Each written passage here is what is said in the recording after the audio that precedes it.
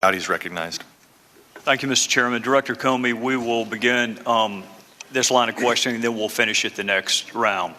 FISA and other similar related counterterrorism programs have been described even this morning as vital, critical, and indispensable to our national security. And many of us on both sides of the aisle believe FISA and similar counterterrorism programs prevent terrorist attacks and save American lives. But FISA and other surveillance programs are intentionally designed to preserve the privacy of U.S. citizens. They are intentionally designed to ensure the information is collected and used only for legitimate national security and criminal investigative purposes. There are statutory safeguards. There are warrants based on probable cause. There is a FISA court that is involved. There are audits on the back end, and we think so highly of this material. It is a felony punishable by up to 10 years in federal prison to unlawfully disseminate it. All of this was done to make sure this information gathered remains protected as it relates to U.S. citizens. The way I view it, Director Comey, the American people have an agreement with their government. We are going to give you the tools to keep us safe, even if it infringes on our privacy some. We're going to give you the tools. And government in return promises to safeguard the privacy of U.S. citizens. And when that deal is broken, it jeopardizes American trust in these surveillance programs. So let me ask you, do you agree FISA is critical to our national security? I do. Do you agree programs like FISA were intentionally designed to safeguard the identity of U.S. persons? Yes, there are other important elements of it, but that's the primary goal, I believe. It wasn't an afterthought. It wasn't an accident. These are intentional safeguards that we put in place to protect U.S. citizens. Is that correct? Correct. Do you agree much of what is learned from these programs is classified or otherwise legally protected?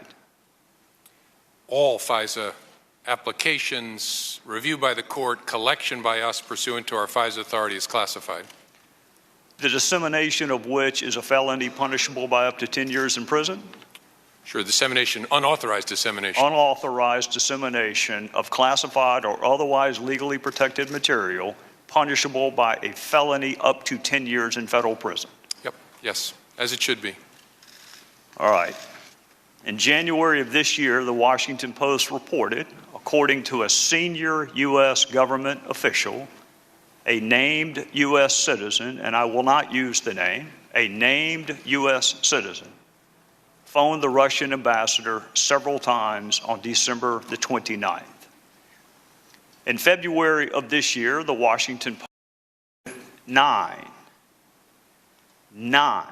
current and former officials who were in senior positions at multiple agencies at the time of the call spoke on the condition of anonymity to discuss intelligence matters, and that officials began poring over intelligence reports, intercepted communications, and diplomatic cables. In February of this year, the New York Times reported a U.S. citizen, whose name I will not use, discusses sanctions with the Russian ambassador in a phone call, according to officials who have seen a transcript of the wire-tapped conversation.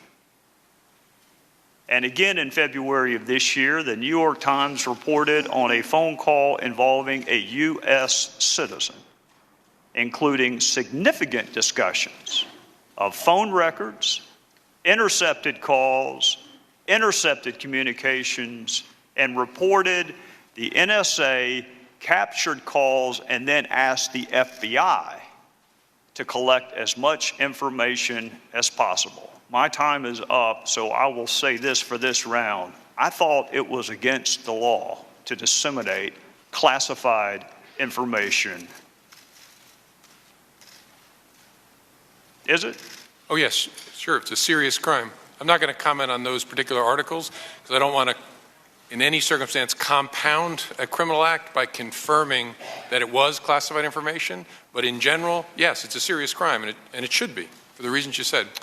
We'll take it back up next round, Mr. Chairman.